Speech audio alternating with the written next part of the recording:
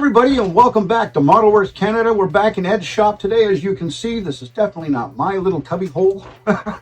Today we're going to start a new subject where we discuss things about model tanks that you can expect to see in them or find in certain kits and other things. And I'm going to be really brief in this because, as most of you know that have been following the channels, I know sweet FA about tanks and armor. Nothing really at all. So I'm going to turn this over to Ed, and we're going to have a little tank talk today. Tank Talk with Ed and Jeff. But mostly Ed.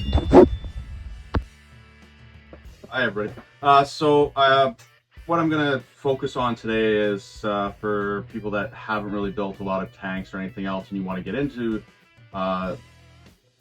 building armor. There's different things you can expect in different kits, different levels of detail, etc. Everybody always, goes to the Tamiya stuff because it's a decent detail, really easy to build and everything else. They're great starter kits, but a lot of the newer kits that I've been encountering the last couple of years, Rye-filled models, Bronco models, Tacom, stuff like that, they have kits that they're just sort of next level detail, and the part of that detail is the tracks. And a lot of entry-level kits are going to be what I would call your Band-Aid or rubber band style tracks. It's a one-piece rubber band that you pin together, and that's your track links. Is that the most common? That's probably, up until recently, that was very much the most common type of tracks you would see on tanks. Very easy to do. Sufficient detail. Unfortunately, they don't always paint well. They don't sag properly because it's a piece of rubber and there's no weight to it, right? So it's stretchy, and it just doesn't give that full level of realness. Now you get into some of the newer kits, or kits you could get supplemental kits for separate track links. Now the early ones, the separate track links, were just two pieces. You would basically glue together a whole bunch of these single pieces, and those would make your tracks. Now the tracks are getting extremely complex, and depending on your modeling skills, it can be a little overwhelming. I'm sure you can speak to this from the Rye-filled Sherman kit that we were working on as a joint project. Mine was done a long time ago, I'll be honest. I haven't even painted mine yet. I'm at the tracks. It's tedious. It's challenging, and I am of the age where I now need to go get glasses, so it's not been something simple for me, but it will it will get done. Yep. So some of these new track links, I've built the whole sort of spectrum of tracks that are out there.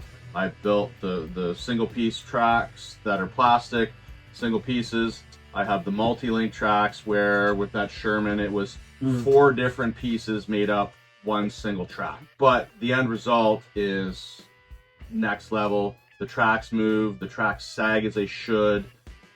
It just gives it that extra level of realism. So they actually, with that Rye-filled model and that style of track, they actually will have a natural sag that looks realistic. Yeah.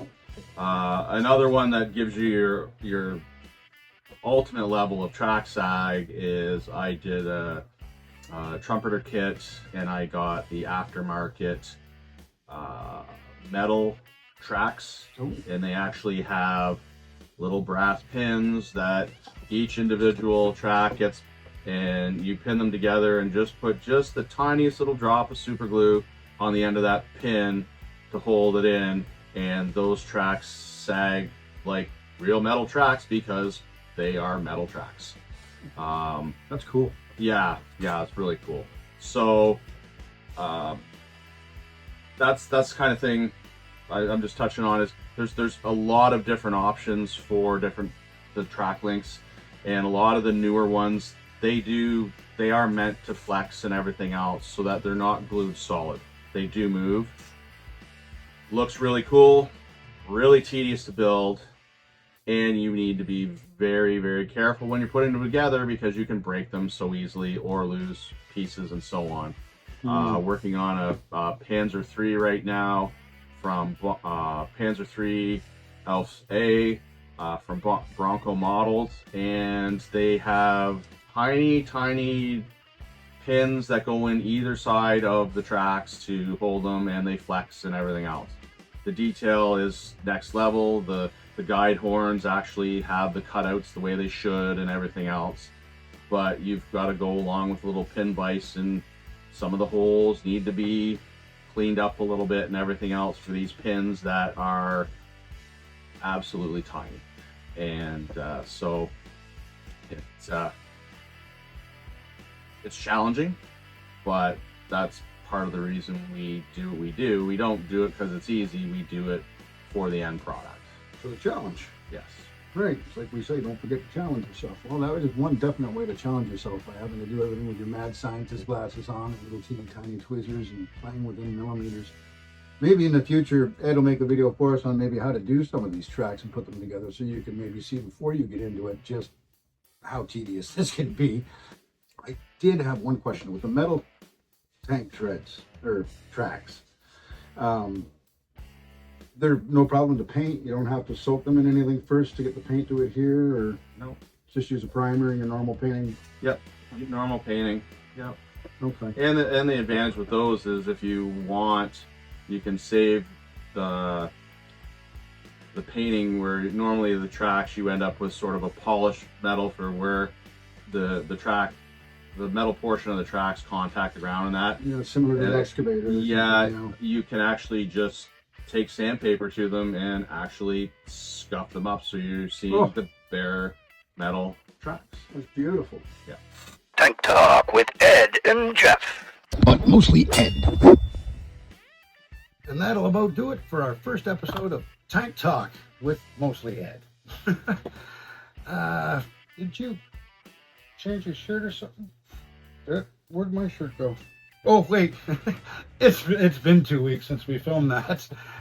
We forgot to do a closing segment, if you're wondering why we're not dressed in the same clothes. But we just couldn't put the video out without doing it first. So, thanks for stopping by, and don't forget to challenge yourself, everyone.